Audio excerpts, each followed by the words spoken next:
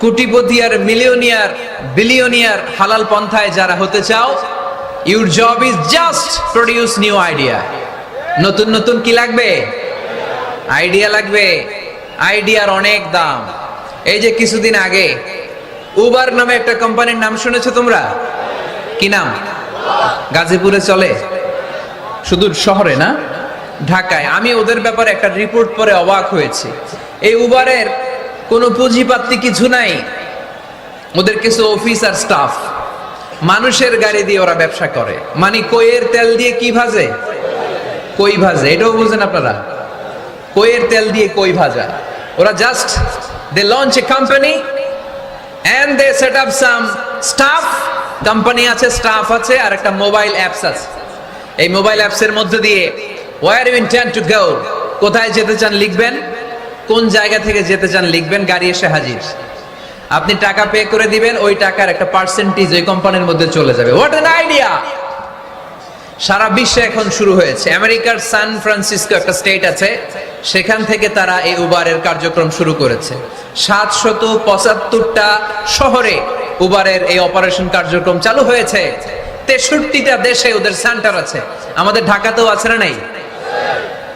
আমি অবাক হলাম, 2018 সালে ওদের প্রফিট, ওদের রেভিনিউ হচ্ছে 11.27 billion US dollar, 11.27 billion dollar. Could you imagine that? আপনি কি কল্পনা করতে পারেন? বসে বসে অন্যের গাড়ি দিয়ে, অন্যের মাল সামান দিয়ে, অন্যকে ঘাটিয়ে কোটি কোটি টাকার ব্যবসা। তারপরে এই যে আমাদের প্রত্যেকের একটা অ্যাকাউন্ট আছে এক জায়গায়, কি নাম? কি বুক? কি বুক? সবাই জানেন? হুজুর আপনারও আছে?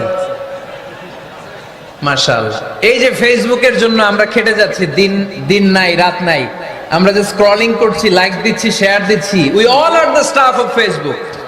আমরা সবাই ফেসবুকের এমপ্লয়ি, কাজ করে যাচ্ছি। Just idea. এই আইডিয়া দেওয়ার কারণে কোটি কোটি বিলিয়ন ডলারের ওর মালিক বানায় দিছে কে? এজন্য নতুন নতুন আইডিয়ার দরকার আছে না নাই? আমাদের বাংলাদেশের ছেলেদের ভালো আইডিয়া আছে, তার প্রমাণ ওরা বানাইছে উবার, আমরা বানাইছি পাঠাও। আমরা বানাইছি কি? পাঠাওয়ে চড়ছেন কারা কারা দেখি? ওরে আল্লাহ, all are the smart guys. মাশাআল্লাহ, হাত নামান। পাঠাও তো উবারের চেয়ে আরো দুর্দান্ত আইডিয়া। প্রাইভেট কার যেতে পারে না জ্যামের মাঝখানে, কিন্তু পাঠাও হচ্ছে মোটরসাইকেল রাইড, চিপা চাপা দিয়ে চলে যায়। আছে না নাই? তো এরপরে নতুন কি আসবে, এই দায়িত্বটা তোমার। তোমার মাথা থেকে বের করতে হবে এই এন্টারপ্রেনারশিপ। নতুন করে উদ্যোগী হতে হবে। এই ভাইয়ের মতো বিলিয়নিয়ার হতে চাও, মিলিয়নিয়ার হতে চাও, you have to generate new ideas. নতুন নতুন আইডিয়াই তোমাকে হালাল পন্থায় বিলিয়নিয়ার বানাতে পারে, ঠিক কি না? আত-তাজিরা সাদুক আল-আমিন মা'আন নাবিয়্যিন ওয়াস সিদ্দীকিন ওয়াশ শুহাদা'i ওয়াস সালিহিন। আমানতদার, সত্যবাদী ব্যবসায়ী কিয়ামতের দিন নবীদের সাথে, শাহীদদের সাথে, সিদ্দীকিনদের সাথে, সৎ কর্মশীল ব্যক্তিদের সাথে দাঁড়িয়ে যাবে। চিৎকার করে পড়েন সুবহানাল্লাহ। এজন্য নতুন নতুন যত আইডিয়া আছে এগুলো আমাদের মাথা থেকে বের করতে হবে, তাহলেই আমাদের ব্যবসায় বরকত দিবে কে? ফাইযা কুদিয়াতিস সালাতু ফান্তাশিরু ফিল আরদি ওয়াবতাগু মিন ফাদলিল্লাহ ওয়াযকুরুল্লাহা কাসীরান লাআল্লাকুম তুফলিহুন। সুবহানাল্লাহ পড়েন। আল্লাহ বললেন, যখন তোমাদের নামাজ শেষ হয়ে যায়, ফাইদা কুদিয়াতিস সালাত, যখন সালাত শেষ হয়ে যায়, ফান্তাশিরু ফিল আরদি, জমিনে ছড়িয়ে পড়ো, ওয়াবতাগু মিন ফাদলিল্লাহ, আল্লাহর দেয়া ফজল তালাশ করো, রিজিক তালাশ করো, ওয়াযকুরুল্লাহা কাসীরান, আল্লাহর জিকির বেশি বেশি করো, লাআল্লাকুম তুফলিহুন, তোমাদেরকে সফল বানায়া দিবে কে? সিস্টেমটা খেয়াল করেন। ফাইদা কুদিয়াতিস সালাহ, যখন সালাত শেষ, ফান্তাশিরু ফিল আরদ, when you are done with your salah, spread out to your workplace, তোমার কাজের জায়গায় চলে যাও। নাকি মসজিদে বসে থাকবেন?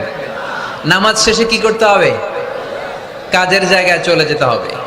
এটা ইসলামের নিয়ম, এটা বিশ্বনবীর সুন্নাহ, এটা আল্লাহর দেয়া পদ্ধতি। ফাইদা কুদিয়াতিস সালাতু, যখন সালাত শেষ হয়ে যাবে, ফান্তাশিরু ফিল আরদ, জমিনে ছড়িয়ে পড়ো, ওয়াবতাগু মিন ফাদলিল্লাহ, আল্লাহর রিজিক তালাশ করো, জমিনের মধ্যে আল্লাহর ফাদাল আছে, রিজিক আছে, এই রিজিক গুলো তালাশ করো। মসজিদে বসে থাকলে এই ফদল বা রিজিক কি পাওয়া যাবে? যাবে না। মসজিদে ঢুকলে রহমত পাওয়া যায়। গাজীপুরের ভাইয়ের আওয়াজ তুলে বলেন, মসজিদে ঢুকলে কি পাওয়া যায়? এজন্য মসজিদে যখন আমরা ঢুকি, কোন পা দিয়ে ঢুকি? ডান পা দিয়ে ঢুকেই আমরা বলি আল্লাহুম্মা ফতাহলি আবওয়াবা রাহমাতিক। O Allah, open for us the door of your mercy. আল্লাহ আমাদের জন্য আপনার সব রহমতের দরজাগুলো খুলে দেন। কারণ মসজিদে ঢুকলেই রহমত দেয় কে? আর মসজিদ থেকে যখন বের হই তখন রহমত নয়, তখন পাওয়া যায় ফদল। যে ফদলের কথা আল্লাহ ইয়াতে বললেন, ওয়াবতাগু মিন ফাদলিল্লাহ। এই ফদল মানে হচ্ছে রিজিক। তাই মসজিদ থেকে যখন বেরোই কোন পা দিয়ে বেরোই? আর কি দোয়া পড়ি? আওয়াজ করে বলেন, আল্লাহুম্মা ইন্নী আসআলুকা মিন ফাদলিক। মানে হে আল্লাহ, আমি আপনার কাছে আপনার ফদল চাই, রিজিক চাই। দুনিয়ার কেউ রিজিক দিতে পারে না, রিজিক দিতে পারে কে? এই রিজিক আমি আপনার কাছে চাই। আবার আল্লাহ বললেন, হুয়াল্লাযী জাআলা লাকুমুল আরদা যালুলা ফামশু ফি মানাকিবিহা ওয়া কুলু মির রিজকি ওয়া ইলাইহিন নুশুর। তিনি তো এমন সত্তা যিনি তোমাদের জন্য জমিনটারে বানিয়েছেন সাহালাতুল মাসালিক, সহজে হাঁটা যায়, চলা যায়, চারা বীজ রোপণ করা যায়, চাষাবাদ করা যায়। আল্লাহ বললেন, জমিনের আনাচে কানাচে ঘুরে বেড়াও, জমিনের মধ্যে তোমাদের জন্য রিজিক রেখে দিয়েছে কে? এই জমিনের সব জায়গায় রিজিক আছে। আপনি জমিনের পাহাড়ে যাবেন, পাহাড়েও রিজিক আছে। জানেন পাহাড়ে কি চাষ হয়? হ্যাঁ, জুম চাষ হয়। বাংলাদেশের পাহাড়ে জুম চাষ হয়। আর মালয়েশিয়ার পাহাড়গুলোতে সব চাষ হয়। মালয়েশিয়া একটা জায়গা আছে ক্যামেরুন হাইল্যান্ড, ভাই গেছিলেন নাকি? ৬,০০০ ফিট উপরে, ঠান্ডা, প্রচন্ড ঠান্ডা। আমি প্রায় যাই, ওখানকার চা বাগানের স্নিগ্ধ হাওয়া আমাকে টানে খুব, বাতাসটা খুবই ক্লিন, ভাল লাগে। ওই ক্যামেরুন হাইল্যান্ডে ৬,০০০ ফিট উপরে ওরা করেছে ফুলের বাগান, ফলের বাগান, চায়ের বাগান, স্ট্রবেরির বাগান, মধুর চাষ করে। আর এই ৬,০০০ ফিট উপরে এই ভেজিটেবলস আইটেমগুলো দিয়ে তারা পুরো মালয়েশিয়ার খাদ্যদ্রব্যের যত সংকট, সব সংকট তারা দূরীভূত করেছে। সুবহানাল্লাহ পড়েন। তো ওনারা পাহাড়ের উপর চাষ করে, আর আমরা সমতল জায়গায় চাষ করতে চাই না। চাষাবাদ করতে আমাদের লজ্জা লাগে। কি লাগে? যুবক ভাইয়েরা, কাজে কোনো লজ্জা নেই। কাজে কি নেই? পরিশ্রমে লজ্জা নেই। লজ্জা হচ্ছে অলসতায়, লজ্জা হচ্ছে অকর্মণ্যতায়। আমরা কাজ করে খেতে চাই, পরিশ্রম করে খেতে চাই। রাজি আছো সবাই? এখন অনেকে রুফ গার্ডেনিং করে। রুফ গার্ডেনিং মানে ছাদের, বাসার ছাদের উপরে কি সুন্দর পেঁপে গাছ, আম গাছ। আমি নিজে দেখেছি, নিজেরা খায়, আশেপাশের প্রতিবেশীদের সবাইকে দেয়, বাজারে বিক্রিও করে। নিউ আইডিয়া, রুফ গার্ডেনিং করো। তারপর একসাথে হাঁসের চাষ হয়, পানিতে হাঁসগুলো ভেসে বেড়ায়, আর নিচে মাছের চাষ হয়। এরকম অনেক যুবক আছে যারা এগুলো করে করে স্বাবলম্বী হয়েছে। আমরা এগুলো করতে চাই না, আমাদের লজ্জা লাগে। আমাদের হোটেলের মেসিয়ারি করতে লজ্জা লাগে, ছোট্ট ফুচকার দোকান দিতে আমাদের লজ্জা লাগে। কিন্তু বিশ্বনবীর ছাগল চড়াতে কোনো লজ্জা লাগতো না। কাজে কোনো লজ্জা আছে? লজ্জা কিসে তাইলে? অলসতায়। আওয়াজ করে বলো, লজ্জা কিসে? অলসতা করা যাবে না। অলসতাকে আজকের প্রোগ্রাম থেকে আমরা না বলে দিব। আমরা অলসতাকে বলে দিব নো। অলসতাকে আমরা কি বলবো? নো। আমরা অলস হতে চাই না, আমরা খেতে খেতে চাই, ঘাম ঝরাতে চাই। পরিশ্রমের ঘামের লোনা পানিতে জন্ম নেয় সফলতার বীজ। আমরা সফল হতে চাই, ঠিক কিনা?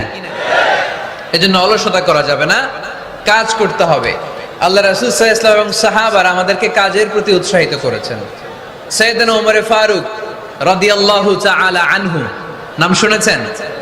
কত নাম্বার খলিফা? সবাই বলেন। 1 নাম্বার খলিফার নাম কি? 2 নাম্বার খলিফার নাম? 3 নাম্বার? 4 নাম্বার? রিদওয়ানুল্লাহি তাআলা আলাইহিম আজমাইন। ওমর ফারুক সাধারণ কোন সাহাবী ছিলেন না। তিনি এমন সাহাবী ছিলেন, বিশ্বনবী সাল্লাল্লাহু আলাইহি ওয়াসাল্লাম বলেছেন, আমার পরে কোনো নবীও নাই, রাসূলও নাই, তবে আমার পরে যদি কেউ নবী হতো, আমার ওমর নবী হয়ে যেত। বিশ্বনবী বলছেন লা নবিয়্যা বা'দি ওয়ালা রাসূলা, আমার পরে কোনো নবী নাই, রাসূল নাই। লাউ কানা বা'দি নাবিয়্যুন লাকানা উমার, তবে আমার পরে যদি নবী হওয়ার কোয়ালিটি আমার কোন সাহাবীর মধ্যে থেকে থাকে, আমার ওমরের মধ্যে সেই কোয়ালিটি আছে।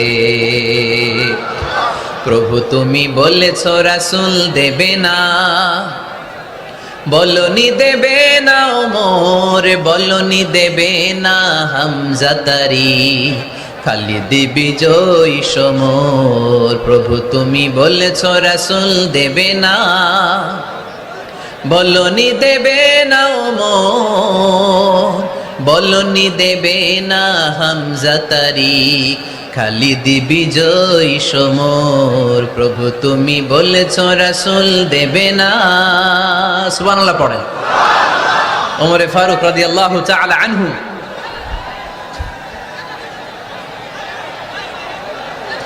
ভাইজান দোয়া করে দিই, কষ্ট হচ্ছে অনেক। শেষ করে দিব, আলোচনা শেষ করে দিব। আর কয়েক মিনিট শুনবেন, শুনবেন শুনবেন তো বারবার এরকম আওয়াজ করলে কি শোনা যাবে? এই ছেলেরা, এই অডিও শোনো না তোমরা? অডিও, অডিওতে চেহারা দেখা যায় না। বসো, তোমরা অডিও শুনবে, এরা ভিডিও দেখবে। বসো, আওয়াজ নাই। আমি শুরুতেই বলেছি কানগুলো খরগোশের মতো খাড়া করে শোনো। অডিও রেকর্ডের মধ্যে কি চেহারা দেখা যায়? এখানে যারা দেখতে পান ওই দিকে তাকা, ওই যে ওই যে ওখানে প্রজেক্টর আছে, আওয়াজ করা যাবে। আলোচনার মাঝখানে বক্তাকে এত ডিস্টার্ব করলে বক্তা তার আলোচনার ফ্লো হারিয়ে ফেলে। সে কি বলছিল এটা সে ভুলে যায়। সে মাথার মধ্যে কি কি পয়েন্টস, কি কি মেসেজগুলো শেয়ার করার জন্য সে আগাচ্ছিল এটা সে ভুলে যায়। এজন্য আর কয়েক মিনিট কথা বলবো, আর কষ্ট দিব না আপনাদেরকে। একটু চুপ থাকবেন। দ্বিতীয় খলিফার নাম কি ছিল? সবাই বলেন কি নাম? সাইয়েদনা ওমর ফারুক রাদিয়াল্লাহু তাআলা আনহু। উনারে মুনাফিকরা খুব ভয় পেত। কারা? মুনাফিক চিনেন তো? ভিতরে এক বাইরে আরেক, তার নাম? সবাই বলেন ভিতরে এক বাইরে আরেক, তার নাম মুনাফিক। ইউযহিরু খিলাফা মা ইউবতিন, আরবিতে কি বলে? ইউযহিরু খিলাফা মা ইউবতিন, প্রকাশ করে একটা, ভিতরে আরেকটা। ভিতরে এক বাইরে আরেক, তার নাম? সবাই বলেন ভিতরে এক বাইরে আরেক, তার নাম? আমরা কি মুনাফিক হতে চাই? এরা যখন যে সুবিধাজনক অবস্থানে থাকে তখন তার সাথে থাকে। ডান দিকে যে বলে আপনি ভালো, আমি আপনার দলের লোক। বায়ে যে বলে আরে না এটা খারাপ, আপনি ভালো, আমি আপনার দলের লোক। এরকম আছে না নাই? যখন যে ক্ষমতায় তখন তারে তেল মারে। যেদিকে বৃষ্টি আর তুফান ওইদিকে ছাতা ধরে। আছে না নাই? বাংলাদেশে একটা গান চলছিল কিছুদিন, শুনতাম, মধু হই হই বিষ হাবাইলা। সূরাতুল মুনাফিকুনের তাফসীর বোঝানোর জন্য এটা আমার জন্য খুব সহজ ছিল। মধু হই হই বিষ হাবাইলা। বলে মধু, বলে কি? বাটির মধ্যে নিয়ে আসছে, বলে এটা মধু, বলে কি? আসলে এটা কি? জোরে বলেন। আমরা কি মুনাফিক হতে চাই? না। আমরা কি হতে চাই? মুনাফিকরা হচ্ছে এদিকেও যায় না আবার ওদিকেও যায় না। মুযাবযাবিন, they all the time long in dilemma, they don't know where to go, they don't know where to proceed। কোন দিকে যাবে জানে না, ডানেও না বায়েও না, নেহি এদার নেহি ওদার, দরমিয়ান মে সাদার বাদার। এরকম আছে না? না, উপর দিয়া ফিটফাট, ভিতর দিয়া সদরঘাট। সদরঘাট এখনো ফিটফাট হয় নাই।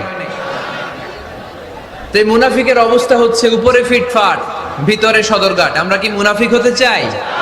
কি হতে চাই? মুমিন হতে চাই। এই মুনাফিকের দলগুলো মদিনাতুল মুনাওয়ারাতে ওমরে ফারুককে খুব ভয় পেত। ওমরে ফারুককে দেখলে তারা থারথার করে কাঁপতো। শুধু মুনাফিকরাই নয়, খোদ ইবলিস শয়তানও সাইয়েদনা ওমরে ফারুককে দেখলে ভয় পেত। আমরা আমাদের ছেলে মেয়েদেরকে যদি খাবার না খায় আমরা কি বলি? আম্মু খাবার খাও। কি আসবে? ভূত আসবে, বিড়াল আসবে, বাঘ আসবে। এগুলো গাজীপুরে বলে না বোধহয়।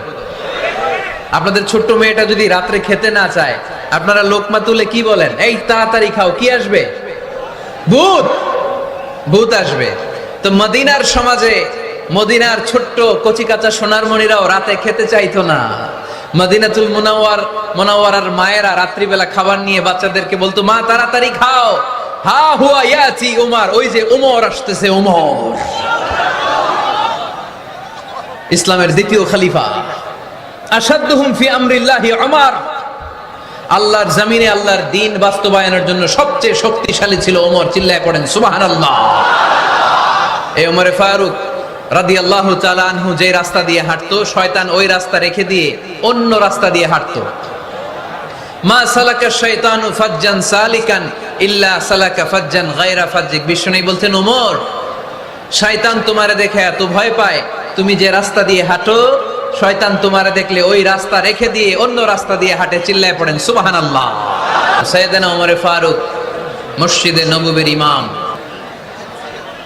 উনি প্রত্যেক নামাজের ইমামতি করতে আসতেন মসজিদে নববীতে। জোহরের নামাজে ইমামতি করলেন, ইমামতি করে দেখলেন নামাজ শেষ, সবাই বের হয়ে চলে যায়। এটাই ইসলামের নিয়ম, ঠিক কিনা? ফাইদা কুদিয়াতিস সালাতু ফান্তাশিরু ফিল আরদ ওয়াবতাগু মিন ফাদলিল্লাহ। নামাজের সময় খায়া ফেলাইছি, নামাজের সময় কাজের সময়, নামাজের সময় কাজের সময়। ফাইদা কুদিয়াতিস সালাহ, যখন নামাজ শেষ হয়, ফান্তাশিরু ফিল আরদ, জমিনে ছড়িয়ে পড়ো। এটা ইসলামের আইন। তার মানে আল্লাহ বুঝাতে চাইলেন নামাজের সময় মসজিদে চলে যাও। নামাজ যখন শেষ হয়ে যাবে, শিক্ষক চলে যাবে স্কুলে, কৃষক চলে যাবে ফসল খেতে, মেম্বার অফ দ্য পার্লামেন্ট চলে যাবে সংসদ ভবনে, ব্যবসায়ীরা চলে যাবে শপিং মলে, ঠিক কি না? কাজে চলে যাও। ওমরে ফারুক নামাজের ইমামতি করিয়ে নামাজ শেষ করলেন, সবাই চলে গেল। ইয়ামান দেশ থেকে আসা কিছু লোক গোল হয়ে বসে আছে, জিকির আজকার করে, ইবাদত করে। এরা যায় না। এরা কি করে না? যায় না। আসরের নামাজে সাইয়েদনা ওমরে ফারুক রাদিয়াল্লাহু তাআলা আনহু নামাজের ইমামতি করলেন। নামাজ শেষ, সবাই চলে যায়, এরা যায় না। মাগরিবের নামাজের পরেও এরা যায় না। এশার সালাতের পরেও এরা যায় না। এশার পরে উনি ধরলেন, মা বালুকুম মা খাতবুকুম, হোয়াটস রং উইথ ইউ ম্যান, তোমাদের কি সমস্যা?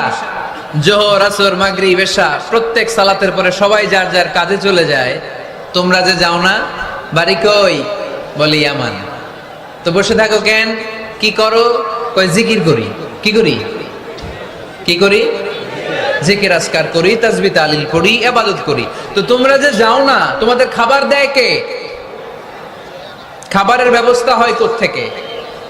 তারা বলল, আমাদের জিকির দেখে, আমাদের বুজুর্গি দেখে আশেপাশের লোকেরা পাতিল ভরে খাবার নিয়ে আসে, ওই খাবার আমরা খাই। নাহনু আল মুতাওয়াক্কিলুনা আলাল্লাহ, আমরা আল্লাহর উপর তাওয়াক্কুল করে এখানে বসে থাকি। ওমরে ফারুক বললেন, সর্বনাশ, তোমরা যদি মুতাওয়াক্কিলুনা আলাল্লাহ হও তাহলে কেমনে হবে? তোমরা তো মুতাওয়াক্কিলুনা আলাল্লাহ নাও, তোমরা হচ্ছে আল মুতাওয়াক্কিলুন বা'দুকুম আলা বা'দ, আল্লাহর উপর তাওয়াক্কুলকারী নয়। তোমরা যারা পাতিলের মধ্যে করে খাবার নিয়ে আসে তাদের উপর তাওয়াক্কুল করে বসে আছো, ঠিক কি না? তোমাদের জিকিরও চলে, আবার মাথায় টেনশনও চলে, পাতিল কি ছোট আসবে না বড় আসবে, খাবারে আমার ভাগেরটা থাকবে কি থাকবে না, টেনশন আছে না নাই? কারণ অন্যের উপর নির্ভরশীল, নিজের রান্না করে নাই, নিজে তো বাজার করে নাই, নিজের তো অ্যারেঞ্জমেন্ট বলতে কিছু নাই, আরেকজন যা দিয়ে যাবে ওইটা খাবে। ওমরে ফারুক বুঝালেন, আরে বোকা, এটারে তাওয়াক্কুল বলে না। তোমার সাধ্যে যতটুকু আছে তার সবটুকুন করার পরে তুমি তাওয়াক্কুল করবে একজনের উপর, তিনি কে? এক সাহাবী বললেন, ইয়া রাসূলুল্লাহ, ইয়া হাবিবাল্লাহ সাল্লাল্লাহু আলাইহি ওয়াসাল্লাম, আমি অনেক দূর থেকে সফর করে এসেছি, এই যে আমার উটের রশিটা, এটা ছেড়ে দিয়ে যদি আমি ঘুমিয়ে যাই, আল্লাহর উপর তাওয়াক্কুল করি, আমার উটটা বসে থাকবে নাকি? বিষ্ণু বললেন, না, এটারে তাওয়াক্কুল বলে না। উটের রশি রেখে দিয়ে ঘুমাইলে তোমার উট দৌড় দিবে। এ আকিলহা সুম্মা তাওয়াক্কাল আলাল্লাহ, উটের রশিটা আগে দড়ি দিয়ে ভালো করে গাছের সাথে বাঁধো, তারপরে তাওয়াক্কুল করবে একজনের উপর, তিনি কে? আগে বাঁধতে হবে, তারপরে তাওয়াক্কুল, আগে কাজ করতে হবে, তারপরে তাওয়াক্কুল। এক লোক বড় হুজুরের কাছে দোয়া চাইছে, হুজুর আপনি দোয়া করবেন আল্লাহ যেন আমার একটা ছেলে সন্তান দেয়। কি দেয়? কথা বুঝে নাই বোধহয়। কি দেয়? ছেলে সন্তান দেয়। তো হুজুর অনেক দোয়া করে দিছে, বড় হুজুর, আল্লাহ তারে তুমি ছেলে সন্তান দিও। তো ছেলে সন্তান হয় নাই। তার পরের বছর এসে আবার হাজির, হুজুর একটু দোয়া করেন আমার জন্য আল্লাহ একটা ছেলে সন্তান দেয়। হুজুর আবার দোয়া করলেন, কিন্তু ছেলে আর হয় নাই। পরের বছর এসে আবার হাজির, হুজুর একটু দোয়া করেন। কি দোয়া করবো বাপ? বলে হুজুর দোয়া করেন আল্লাহ যেন আমার একটা ছেলে সন্তান দেয়। হুজুর আবার দোয়া করলেন। এর পরের বছর এসে আবার হাজির, কয় হুজুর ছেলে সন্তান। হুজুরকে ঘটনা কি? ঘটনা কি? এর সন্তান হয় না কেন? বললো বাবা তুমি কি বিয়ে করছো? কয় না। সন্তান হবে কোত্থেকে? আগে তো বিয়ের পর্বটা সার, তারপরে তাওয়াক্কুল করবি কার উপর? বিষ্ণু বললেন তাগদু খেমাসান তারুহু বেতানান। পাখিগুলোর মতো যদি সকালবেলা তাওয়াক্কুল করে বের হয়ে যাও, প্রতিটা পাখি, আপনাদের গাজীপুর এলাকায় পাখির বাসা আছে নাকি? কি পাখি আছে? বাবুই পাখি। হ্যাঁ, কি পাখি? সব আছে। তো এই পাখিগুলো এই গাজীপুরের বিভিন্ন গাছপালার উপরে যে নিড় বানিয়েছে বাসা, দেখবেন সকাল বেলায় এই পাখিগুলো আল্লাহর উপর তাওয়াক্কুল করে বের হয়ে যায়। এই পাখিগুলো জানে কোন জায়গায় ওর রিজিক আছে। এই পাখিগুলোর রিজিকের ব্যবস্থা করলো কে? সারাদিন শেষে পাখিগুলো আবার ওদর পূর্তি করে পাখিগুলোর নিড়ে ফিরিয়ে দেয় কে? জানে না কোথায় খাবার আছে। আমাদের ফ্রিজ আছে, ফ্রিজ, ডিপ ফ্রিজ, 7 দিনের বাজার করে ডিপ ফ্রিজের মধ্যে খাবার রেখে দেই। পাখিদের ডিপ ফ্রিজ আছে নাকি? আমাদের টাকা বেশি ঘরের মধ্যে হয়ে গেলে ব্যাংকের মধ্যে অ্যাকাউন্টে ফেলে দিয়ে আসি। পাখিদের কোনো ব্যাংক অ্যাকাউন্ট আছে নাকি? তারুহু তাগদু খিমাসান তারুহু বিতানান। সকালবেলা পাখিগুলো কিচির মিচির আল্লাহর জিকির করে বের হয়ে যায়। বিকেল বেলা প্রতিটা পাখির পেটে খাবার দিয়ে আবার ফিরিয়ে দেয় কে? এটার নাম তাওয়াক্কুল। ওমরে ফারুক বললেন তোমরা যা করছো এটা তাওয়াক্কুল নয়। নামাজের পরে বের হয়ে যাবা, আল্লাহর জমিন যে আবাদ করবা, কৃষি কাজ করবা, ব্যবসা করবা, বাণিজ্য করবা, চাকরি করবা, আবার নামাজের সময় ঘরে আসবা। এর মাধ্যমে তোমার ঘরে যে হালাল রিজিকের ব্যবস্থা আল্লাহ করে দিবে, এটার নাম হলো তাওয়াক্কুল। পড়েন সুবহানাল্লাহ। গোটা জমিনটা আমাদের, গোটা জমিন আমাদের জন্য আল্লাহ দিয়েছেন। যেখানে যাবেন রিজিকের ব্যবস্থা আছে না নাই? আপনাদেরকে শোনাইছি না যে বাংলাদেশের পাহাড়ে কি চাষ হয়? ওখানে জুম রেখেছে আল্লাহ। মালয়েশিয়ার ক্যামেরুন হাইল্যান্ডে আল্লাহ ফলের বাগান, ফুলের বাগান রেখেছে। আবার আপনি সাগরের মধ্যে নামলে রিজিক আছে না নাই? কি আছে? মাছ। সুবহানাল্লাহ কইবেন না? ওয়ালাকাদ কাররামনা বানি আদম ফাহামালনাহুম ফিল বাররি ওয়াল বাহরি ওয়া রাযাকনাহুম মিনাত তাইয়্যিবাত। রব্বুল আলামিন বলেন আমি পুরো বনি আদমকে সম্মানিত করেছি। জলে স্থলে সব জায়গায় মানব জাতিকে বিচরণের সুযোগ করে দিয়েছি। আর মানুষের জন্য আমি আল্লাহ হালাল রিজিকের ব্যবস্থা করেছি। সুবহানাল্লাহ পড়েন। হালাল রিজিকের ব্যবস্থা আল্লাহ করেছেন। এজন্য everyone should be energetic, everyone should be active. আমাদেরকে অ্যাক্টিভ হতে হবে, এনার্জেটিক হতে হবে। শ্রম করে করে, কষ্ট করে করে আমাদেরকে আগাতে হবে। স্রষ্টা আমাদেরকে একটা যুদ্ধে ঠেলে দিয়েছেন, সংগ্রাম করে করে আমাদেরকে বেঁচে থাকতে হয়, ঠিক কিনা? এই জমিনে যখন আমরা এসেছি তখনই আমি সংগ্রাম করেছি। বিশ্বাস করেন, একজন স্বামীর 1 ফোঁটা বীর্যের মধ্যে যদি 20 কোটি শুক্রাণু না থাকে, কয় কোটি? আরো জোরে। 20 কোটি শুক্রাণু যদি না থাকে, 20 কোটি বা 2 কোটি শুক্রাণু যদি না থাকে, তাহলে ওই শুক্রাণু থেকে কোনো মানব সন্তান মায়ের পেটে জন্ম নেয় না। তাহলে চিন্তা করেন, ওই 20 কোটি শুক্রাণুর মধ্যে আমি একটা শুক্রাণু, ঠিক কিনা? এতগুলো শুক্রাণু ডিম্বাণুকে আঘাত করে অ্যাক্টিভ হতে চেয়েছিল। ওই 2 কোটির মধ্যে বাকি সবগুলোরে হারিয়ে চ্যাম্পিয়ন হয়েছিলাম সেদিন মায়ের গর্ভে আমি। চিল্লায় বলো ঠিক কিনা? সেদিন আমার হাত ছিল না, সেদিন আমার পা ছিল না, আমার চোখ ছিল না, আমার রেসপিরেটরি সিস্টেম ছিল না, আমার ব্রেন সচল ছিল না, আমার মামা ছিল না, আমার দাদা ছিল না, আমার গায়ে শক্তি ছিল না। ওই কঠিন পরীক্ষায় যদি 2 কোটি কম্পিটিটরকে আমি হারিয়ে বিজয় লাভ করতে পারি, এই জমিনের বুকেও আমার কেউ হারাতে পারবে না। চিল্লায় বলো ঠিক কিনা? যেদিন মায়ের পেট থেকে যুদ্ধ করে আমাকে পৃথিবীতে আসতে হয়েছে, ওই দিন আমার কান ছিল? এখনকার মতো কানের শক্তি ছিল? এখন যে হাতে শক্তি, ওই শক্তি ছিল? ওই কঠিন পরিস্থিতিতে যদি আমি সংগ্রাম করে টিকে থাকতে পারি, বর্তমান সময়ে আমাদেরকে কেউ আটকায় রাখতে পারবে না, পারবে না। ইন্নাকা কাদিহুন ইলা রাব্বিকা কাদাহান ফামুলাকি। আল্লাহ বললেন, ও বনি আদম, তোমাকে কষ্ট করতে করতে আমার কাছে আসতে হবে। আবার আল্লাহ বললেন, লাকাদ খালাকনাল ইনসানা ফি কাবাদ। আমি বনি আদমকে, দুনিয়ার সবগুলো মানুষকে কর্মসহিষ্ণু করে তৈরি করেছি। সুবহানাল্লাহ বলেন। কর্মসহিষ্ণু। আমাদের এক একজন মানুষ যে আমরা কতটা কষ্ট আর ধৈর্য সহ্য করতে পারি, আপনি কল্পনাও করতে পারবেন না। নর্মাল প্রসেসে আমাদের মা যেদিন আমাদেরকে ডেলিভারি দিয়েছিলেন, তখন আমাদের মা 57 ইউনিট প্লাস। সুস্থ মানুষ ব্যথা সহ্য করতে পারে 45 ইউনিট। কত ইউনিট?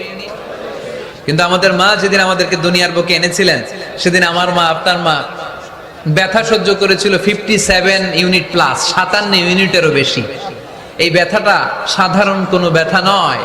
একটা অ্যাক্সিডেন্টে আপনার দেহের 20টা হাড় বা হাড্ডি ভেঙে গেলে যত ব্যথা, তার চেয়েও বেশি ব্যথা আমার মা সহ্য করেছিলেন। আমার মাকে ওই দিন এই ব্যথাগুলো সহ্য করার তৌফিক দিয়েছিলেন কে? তাহলে কি পরিমাণে কষ্ট সহিষ্ণুতা আর কর্ম সহিষ্ণুতা নিয়ে যে আমরা জন্মাই, আমাদের কোনো ধারণাই নাই। এজন্য আমি প্রায় বলি, ছেলে মেয়েদেরকে, সন্তানকে ননির পুতুল করে গড়ে তুলবেন না। ছেলে মেয়েদেরকে কষ্ট সহিষ্ণু করে গড়ে তোলেন। প্রতিকূল পরিবেশে কি করে নিজের অস্তিত্ব জানান দিতে হয়, এমন করে আমরা আমাদের মুসলমান সন্তানদেরকে গড়ে তুলবো। চিল্লায় বলেন ঠিক কি না? আমরা অলস হতে চাই না। রসুল বাত্তালে দুক্কানু শয়তান, অলস মস্তিষ্ক শয়তানের আড্ডাখানা। আমরা নিজের পায়ে দাঁড়াতে চাই, আমরা স্বাবলম্বী হতে চাই, আমরা সাস্টেইনেবল ডেভেলপমেন্ট গোলের পক্ষে, আমরা মিলেনিয়াম ডেভেলপমেন্ট গোলের পক্ষে, আমরা বাংলাদেশকে উন্নতির শিখরে নিয়ে যাওয়ার পক্ষে। চিল্লায় বলেন ঠিক কি না? আমরা আগে দুনিয়ার কল্যাণ চাই, এটা ইসলামের নিয়ম। আগে কি আখেরাত চাই না আগে দুনিয়া চাই? জোরে বলেন। আরে দুনিয়াতে ভালো থাকলেই তো আখেরাতে ভালো থাকবেন। এজন্য আল্লাহ আমাদেরকে শিখালেন, পড়ো রব্বানা আতিনা ফিদ দুনিয়া হাসানাহ ওয়া ফিল আখিরাতি হাসানাহ ওয়া কিনা আযাবান নার। আয় আমাদের রব, এই দুনিয়ার বুকে আপনি আমাদেরকে কল্যাণ দেন, আখিরাতের বুকে আপনি আমাদেরকে কল্যাণ দেন, আগুনের শাস্তি থেকে আল্লাহ আপনি আমাদেরকে বাঁচিয়ে দেন। পড়ে না আমিন। তাহলে আগে দুনিয়া, তবে দুনিয়াকে হৃদয়ে স্থান দেয়া যাবে না। দুনিয়াকে বশ করে হাতে নিব, কিন্তু হৃদয়ে থাকবে আখিরাত। জোরে বলতে হবে ঠিক কি না?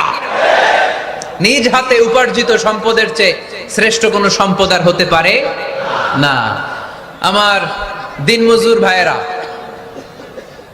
কুলি মজুর ভাইয়েরা, রিকশাওয়ালা ভাইয়েরা, ফ্যাক্টরি ওয়ার্কার যারা, আপনারা আল্লাহর কাছে অনেক সম্মানিত। আপনাদের উপার্জন হালাল। আপনাদের এক পা এমনি জান্নাতে ঢুকে আছে। এখন শুধু এক পা ঢুকাইলে চলবে? পা কয়টা? আরেকটা ঢুকানোর দরকার আছে না নাই? আপনাদের উপার্জন হালাল। আপনারা 5 ওয়াক্ত সালাত পড়বেন, মানুষের হক নষ্ট করবেন না, আব্বা আম্মার দোয়া নিবেন। দ্বিতীয় পাটাও জান্নাতে ঢুকায় দিবে কে? মা আকালা আহাদুন তুআমান কাত্তু খায়রুম মিন আইয়াকুলা মিন আমালি ইয়াদিহি। নিজের হাতে উপার্জিত সম্পদের চেয়ে, খাবারের চেয়ে শ্রেষ্ঠ সম্পদ আর হতে পারে না। আমার রিকশাওয়ালা ভাই, তার উপার্জন হালাল না হারাম? আমার কুলি মজুর ভাই, উপার্জন হালাল না হারাম? মাথার গাম পায়ে ফেলে ফ্যাক্টরি ওয়ার্কাররা যে বেতনটা পায়, এটা হালাল না হারাম? তাদের দোয়াকে কবুল করে নিবে কে? এজন্য যুবক ভাইরা, never under estimate any job. কোন জবকে, কোন চাকরিকে ছোট করে দেখার সুযোগ নাই। কারণ আমার উপার্জন হালাল হলেই ওই হালাল উপার্জনে বরকত দিবে কে? Whether it's the small or big, you don't care. এটা তোমার কেয়ার করার দরকার নেই। চাকরি পেলেই একটা ঢুকে যাবা, চাকরি পেলেই ঢুকে যাবা। কারণ আমাদের চাকরির বাজার মন্দা। আমাদের বাংলাদেশ, ভারতে কোন একটা চাকরির জন্য চেয়েছে 8 পাস, ওইখানে অ্যাপ্লাই করে ডক্টরেট ডিগ্রি দাঁড়িয়ে আসে না নাই? এত কষ্ট করে চাকরি পাওয়া পৃথিবীর কোথাও লাগে না। কারণ আমাদের পপুলেশন বেশি, তাই চাকরির জন্য আমাদের বসে থাকা লাগবে না। আমাদেরকে উদ্যোক্তা হতে হবে, আমাদের এন্টারপ্রেনার হতে হবে। শুরুতে যেটা বলেছিলাম, আমাদের আইডিয়াকে কাজে লাগাতে হবে, ঠিক কিনা?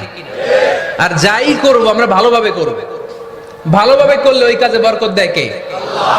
ভালোভাবে করার জন্য আল্লাহ তাআলা সূরাতুল মুলকে আমাদেরকে গাইডলাইন দিয়েছেন।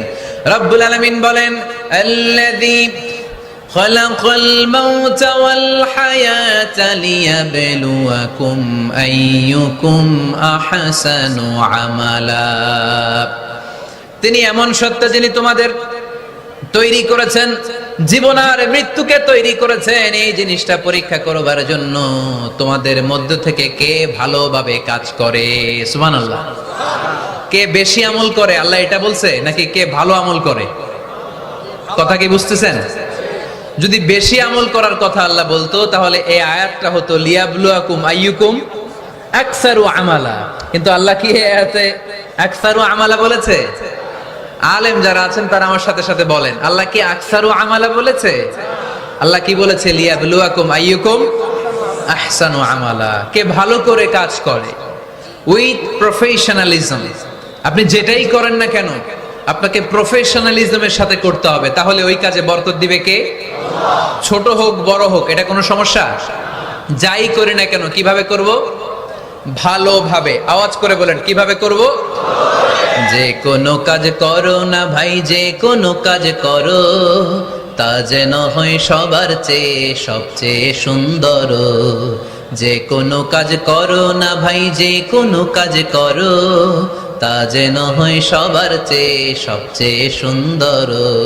হোক না সেটা পড়া লেখা, রঙের ভাষায় ছবি আঁকা। হোক না সেটা পড়া লেখা, রঙের ভাষায় ছবি আঁকা। হোক না সেটা সামান্য কাজ কিংবা মহত্তর, তা যেন হয় সবার চেয়ে সবচেয়ে সুন্দর। যে কোনো কাজ করো না ভাই, যে কোনো কাজ করো তা যেন হয় সবার চেয়ে সবচেয়ে সুন্দর। চিৎকার করে বলতে হবে, ঠিক কিনা? যাই করি না কেন সেটা যেন সবচেয়ে সুন্দর হয়। You have to make the best out of you. You have to try your level best. তোমার সাধ্যের যতটুকু আছে তার সবটুকু করতে হবে। বাকি বরকত তার কল্যাণ আমাদেরকে দান করবে কে? বিষ্ণু ঈসা ইসলাম কখনো অলসতাকে উৎসাহিত করেন নাই, ভিক্ষাবৃত্তিকে উৎসাহিত করেন নাই। তিনি পরিশ্রমকে অ্যাপ্রিশিয়েট করেছেন। এক সাহাবী রাদিয়াল্লাহু তাআলা আনহু এসে বললেন, ইয়া রাসূলুল্লাহ আমাকে কিছু দান করেন, আ'তিনি শাইআন। বিষ্ণু বললেন, তুমি ভিক্ষা করো, তোমার ঘরে কিছু নাই? সাহাবী বললেন, লা ইয়া রাসূলুল্লাহ, কিছু নাই। বিষ্ণু ঈসা ইসলাম আবার প্রশ্ন করলেন, কিছুই নাই? সে বলল, হ্যাঁ আছে। কি আছে? একটা জামা আছে, জামা, আর আছে একটা পানি খাওয়ার জগ। দুইটা জিনিস আছে, একটা কি আর একটা পানি খাওয়ার জগ। বিষ্ণু বললেন, দুইটা নিয়ে আস। সাহাবী রাদিয়াল্লাহু তাআলা আনহু জামার জগ নিয়ে এসে বিষ্ণু ঈসা ইসলামের হাতে দিলেন। বিষ্ণুনবী জামার জগটা ধরে বললেন, মাইয়াশতারি হাযাইন, কে আছো আমার সাহাবীদের মধ্যে এই দুইটা জিনিস কিনতে চাও? এক সাহাবী দাঁড়িয়ে বললেন, ইয়া রাসূলুল্লাহ, ইয়া হাবিবাল্লাহ, আনা আশতারিহিমা বিদিরহাম। এই দুইটা জিনিস, একটা জামা একটা পানি খাওয়ার জগ, আমি 1 দিরহাম দিয়ে কিনে নিতে চাই। পড়েন সুবহানাল্লাহ। বিশ্বনবী বললেন, 1 দিরহাম তো কম হয়ে যায়, 1 দিরহামের চেয়ে বেশি দিয়ে কেনার মতো যদি কেউ থাকে একটু হাত তোলো। মাইয়াজিদু আলা যালিক, এর চেয়ে বেশি দাম দিয়ে কেনার মতো কেউ আছো নাকি? আরেক সাহাবী হাত তুলে বললেন, ইয়া রাসূলুল্লাহ, ইয়া হাবিবাল্লাহ, আশতারিহিমা বিদিরহামাইন, আমি 1 দিরহাম নয় আপনার সম্মানে 2 দিরহাম দিয়ে জিনিসগুলো কিনে নিতে চাই। 2 দিরহাম। বিষ্ণু বললেন, ওকে ফাইন, ডান, 2 দিরহামে বিক্রি হয়ে যাবে। দিয়ে দেয়া হলো। 2 দিরহাম নিয়ে বিষ্ণু ঈসা ইসলাম ওই আগন্তুক ভিক্ষুক সাহাবীর হাতে দিয়ে বললেন, যাও 1 দিরহাম দিয়ে তোমার পরিবার পরিজনদের জন্য খাবার কিনে নিয়ে যাও, আর 1 দিরহাম দিয়ে একটা কুঠার কিনে নিয়ে আসো। কি কিনে নিয়ে আসো? সবাই বলেন। কুঠার চিনেন আপনারা? কুঠার দিয়ে কি করে? গাছ কাটে। ওই সাহাবী আর 1 দিরহাম দিয়ে একটা কুঠার কিনে নিয়ে আসলেন। বিশ্বনবী সাল্লাল্লাহু আলাইহি ওয়াসাল্লাম নিজ হাতে ওই কুঠারের একটা হাতল লাগায় দিলেন। সুবহানাল্লাহ পড়তে পারলেন না মজা করে? হাতল ছাড়া কুঠার ধরা যায়? ধরা যায় না। বিশ্বনবী কাঠের একটা হাতল লাগায় দিলেন। এই হাতলটা দিয়ে বিশ্বনবী বললেন, try to imagine the attitude of the last messenger Muhammad sallallahu. He changed the world for the better. and made us better creature. তার নাম কি? কি নাম? He was Muhammad sallallahu alayhi wasallam. Muhammad, mercy upon mankind, teacher of all mankind. Abul Qasim, Ya Habibi, Ya Muhammad, Ya Shafi'i, Ya Muhammad, Khairu Khalqillahi Muhammad, Ya Mustafa, Ya Imam al-Mursalin, Ya Mustafa, Ya Shafi'i al-Alamin. পড়েন সবাই। Ya Mustafa, Ya Imam al-Mursalin, Ya Mustafa, Ya Shafi'i al-Alamin. He taught us to be just and kind, and to feed the poor and hungry, help the wafer and the orphan child, and to not be cruel and miserly. His speech was soft and gentle, like a mother stroking her child. His mercy and compassion were most radiant when his smile was Muhammad sallallahu alayhi wasallam. Muhammad, mercy upon mankind, teacher of all mankind. Abul Qasim, Ya Habibi, Ya Muhammad, Ya Shafi'i, Ya Muhammad, Khairu Khalqillahi Muhammad. পড়েন সবাই।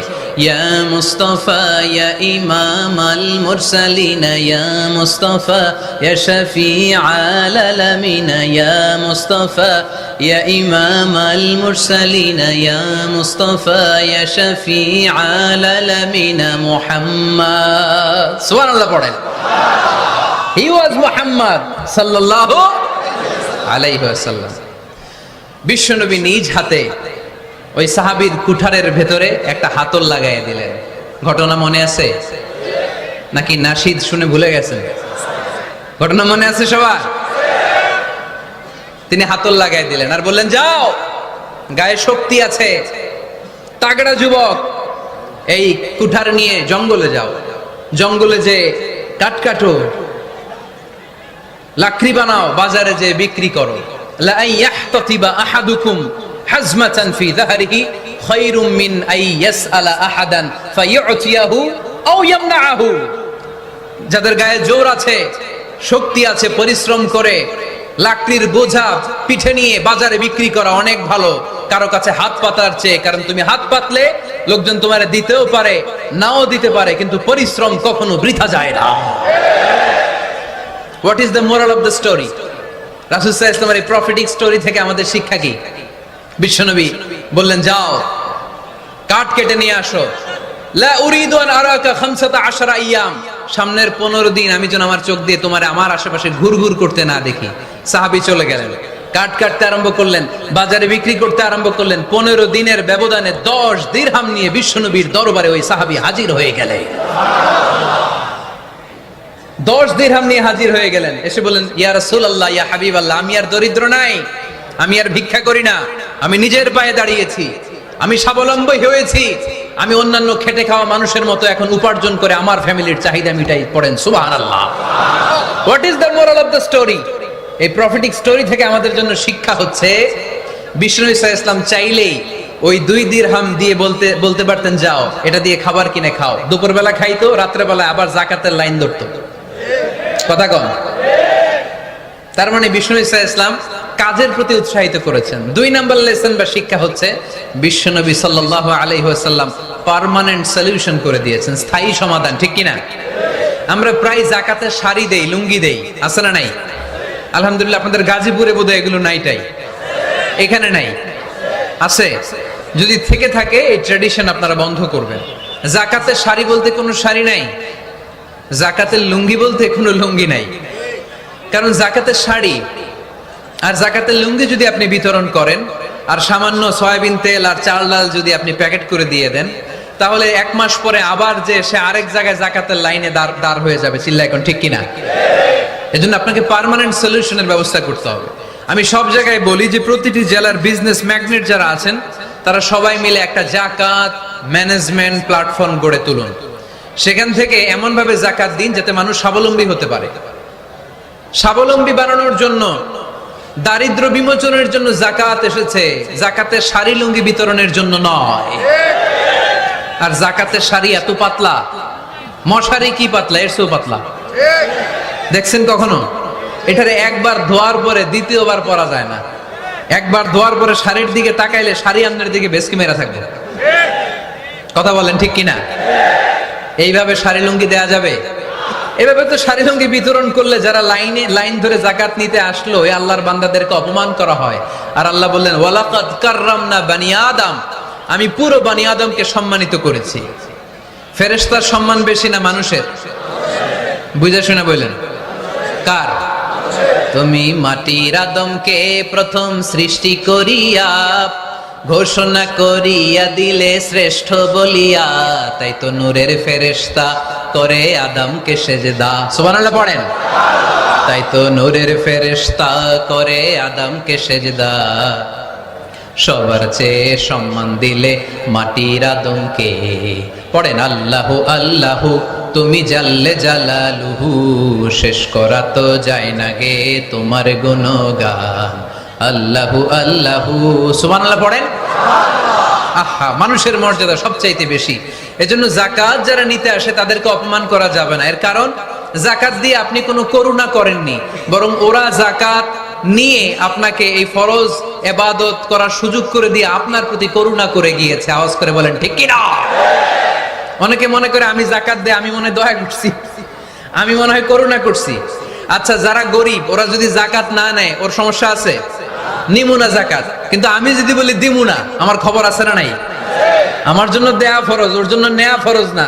তাই আমি দিয়ে করুণা করিনি, ও আমার কাছ থেকে জাকাত নিয়ে জাহান্নামের আগুন থেকে আমাকে বাঁচিয়ে ও আমাকে দয়া দেখিয়েছে।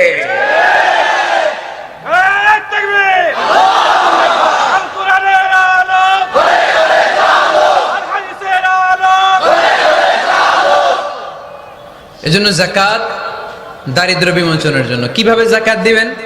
আপনি জাকাতের টাকা দিয়ে খেয়াল করবেন, একটু ক্রস চেক করে নিতে হবে, ডবল চেক করে নিতে হবে। যেই ফ্যামিলিতে জাকাত দিবেন কর্মক্ষম উপার্জনের মতো করতে পারে এরকম ছেলে আছে কিনা, থাকলে ওর একটা অটো রিকশা কিনে দেন, সিএনজি কিনে দেন। ওই সিএনজি চালিয়ে ওর ফ্যামিলিটা দিব্যি চলে যাবে, ঠিক কিনা? ওর একটা অস্ট্রেলিয়ান গাভী কিনে দেন, ওই গাভীর দুধ বিক্রি করে ফ্যামিলিটা স্বাবলম্বী হয়ে যাবে, ঠিক কিনা? লক্ষ্মীপুরে আমি ওয়াজ করলাম, বললো হুজুর আমরা এইভাবে একটা জাকাত ম্যানেজমেন্ট প্ল্যাটফর্ম গড়ে তুলেছি।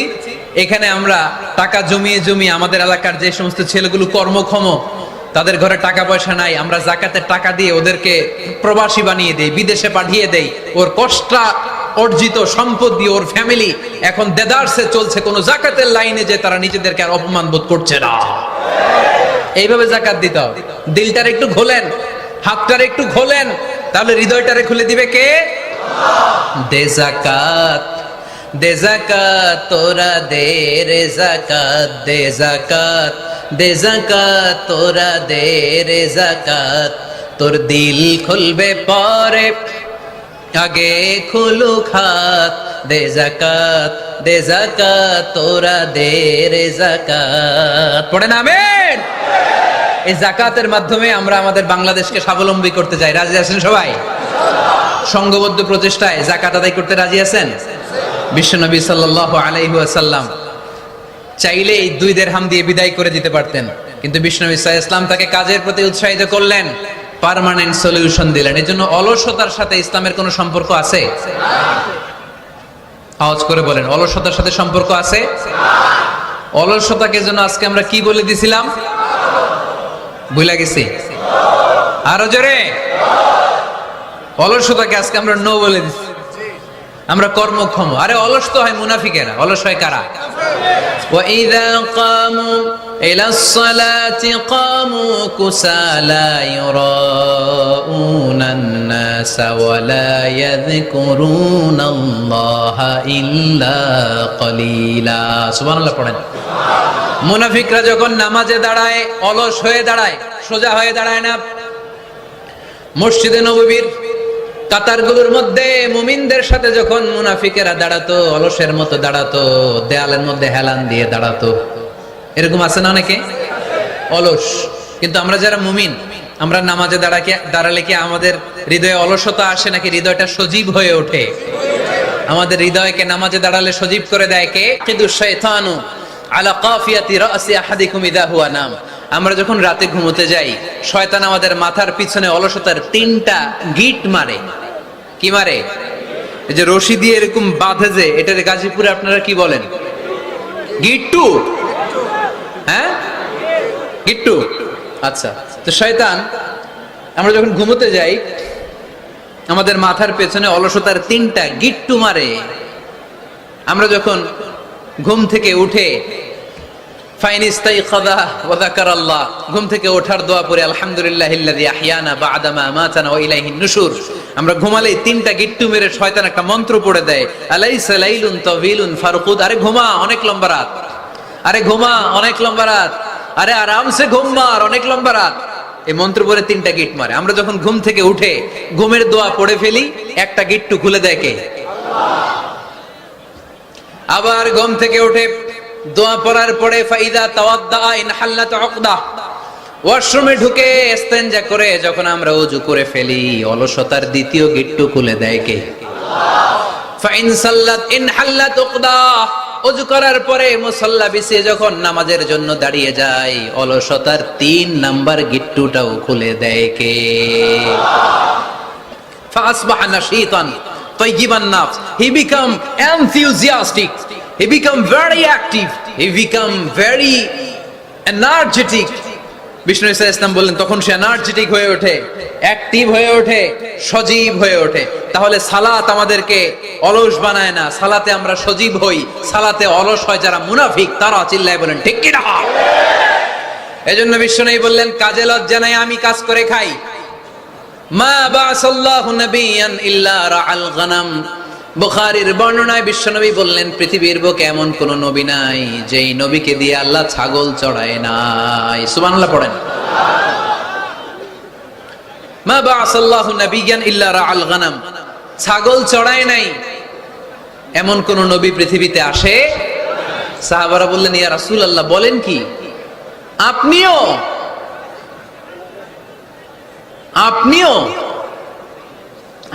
ছাগল চড়িয়েছেন বিষ্ণু বললেন নাম নাম আমিও ওয়া ইন্নী কুনতু আরআহা আলা কারারিতি আহলি মক্কা আমি তো অল্প কিছু পারিশ্রমিকের বিনিময়ে মক্কা শহরের লোকদের ছাগলগুলো চড়িয়ে দিতাম সুবহানাল্লাহ বলতে অনেক কষ্ট হয়েছে বিশ্বনবী ছাগল চড়িয়ে খেতেন কি নবী ছিল আমার আহা এত সুন্দর মানুষ এত পরিচ্ছন্ন মানুষ ছাগল চড়াতেন অহংকার করতেন না বিশ্বনবীর অহংকার ছিল না সুবহানাল্লাহ পড়েন শুধু কি বিশ্বনবী সব নবীকে দিয়ে আল্লাহ ছাগল চড়িয়েছেন কারণ ছাগল হচ্ছে খুব টেরা একটা প্রাণী তাই না ছাগল এত টেরা ছাগলের গলার রশি ধরে যদি আপনি ডানে টান দেন এটা কোন দিকে যাবে বায়ে টান দিলে সামনে টানলে পিছনে টানলে পারা যায় কিছু ভাবলেন সারা সপ্তাহ ব্যস্ত থাকি আজকে আমার ছুটি আমিও গোসল করি এটারও গোসল করাই রশি ধরে আপনি পুকুরে নামাবেন এটা ওর বাপের কিরা এমনি দাঁড়াবে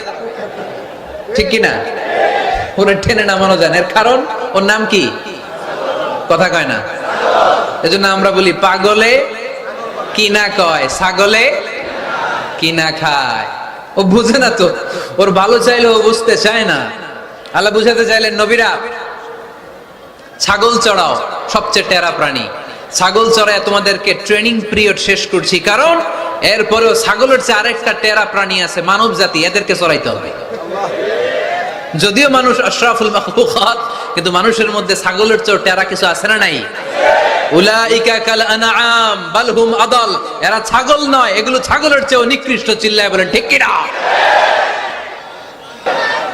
এমন কোন নবী নাই যেই নবী ছাগল চড়ায় নাই। সুবহানাল্লাহ পড়তে হবে।